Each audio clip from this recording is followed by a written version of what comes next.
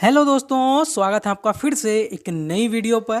तो दोस्तों, जैसा कि मैंने आपको अपनी पिछली वीडियो में बताया था कि भाई जो हमारी NBEMS है जो कि एग्जिट एग्ज़ाम करा रही है, ठीक है। वैसे ये सारे जो नियम है एग्जिट एग्ज़ाम के वो PCI के हैं।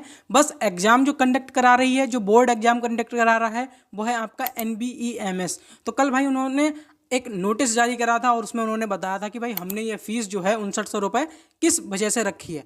तो अगर आपने वो वीडियो नहीं देखी है अभी तक, क्योंकि देख लेना, इंपॉर्टेंट वीडियो है आप लोगों के लिए जो लोग भी फीस वगैरह को कम कराना चाह रहे थे, ठीक। उसमें उन्होंने अपनी वजहें बताई हैं कि भाई हमने इतनी ज़्यादा फीस क्यों रखी हुई है, ठीक है।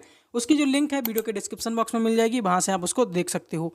अब हम बात करते हैं दूसरी कि कल है 13 सितंबर, यानी कि एग्जिट एग्ज़ाम फॉर्म भरने की लास्ट डेट। फॉर्म तो देखो भरे जा चुके हैं, बहुत सारे फॉर्म अभी हैं जो अभी बचे हुए हैं, जो अभी भरे जाने हैं।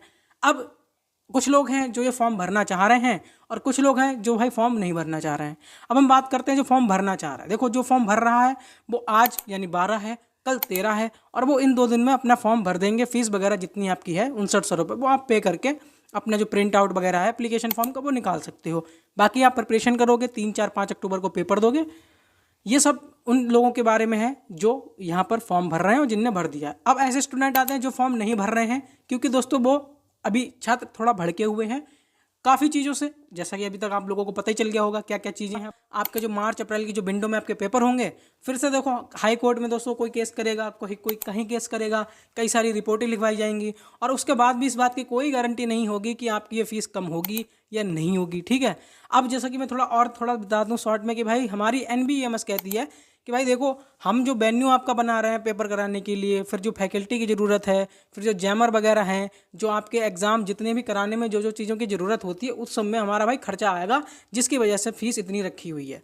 तो भाई बात तो उनकी ठीक है, एक घड़ी मतलब मैं मान सकता हूँ, लेकिन फिर भी एक सोचने का विषय है। अगर आप GPAT जैसा एग्ज़ाम मात्र आप 3500 रुपये में करा रहे हो, ठीक है, और वो भी तो चलो कैटेगरी वाइज है। यहाँ पर आपको जैसा पता है भाई 3500 रुपये वहाँ पर जनरल की थी, आपकी SC और ST की जो फीस थी वो आपकी लगभग ऐसे ही कुछ 2500 के आसपास थी, ठीक है।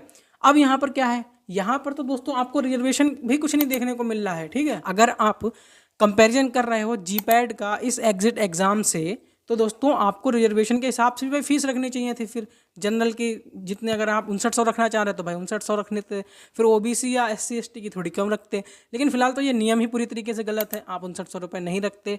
ये तो सरासर जो है नाइंसाफ़ी है आप लोगों के साथ, ठीक है। तो ये मैंने आपको बताया कि भाई जो हमारी NBEMS वो कैसे कंपेयर कर रही थी GPAT को और हमारे डिप्लोमा एग्जिट एग्ज़ाम को। अब दोस्तों देखो, प्रोटेस्ट अभी भी हो रहे हैं, बहुत सारे लोग ज्ञापन अपना दे रहे हैं, DM को ज्ञापन दे रहे हैं। बाकी PCI के आगे कोई प्रोटेस्ट वगैरह अभी तक नहीं देखने को मिला है, और उम्मीद है कि इस मतलब टाइम तो नहीं देखने को मिलेगा, क्योंकि कल लास्ट डेट है। और ये जो डेट है मुझे लगता भी नहीं है आगे अब एक्सटेंड होने वाली है। ये डेट दोस्तों एक्सटेंड नहीं होगी। बाकी और क्या है भाई, देखो जो लोग मार्च अप्रैल में करेंगे, मैं उनकी बात कर लूँ कि अगर आप लोग चाहते हो कि ये फ़ीस कम हो जाए, तो देखो अभी से ही इन चीज़ों में लग जाना फिर से, ठीक है। इंतज़ार मत करना कि जब मार्च अप्रैल आएगा तभी हम फिर से प्रोटेस्ट करेंगे या कोर्ट में केस करेंगे। ये सब चीज़ें जो देखो ये बात की फिर बाद में हो जाती हैं। जो चीज़ें अगर अभी होनी होंगी तो वो अभी हो जाएंगी, बाद में अगर छोड़ दोगे बात पे तो देखो बात फिर कभी नहीं आता, फिर वो चीज़ें ऐसी चलती रहेंगी।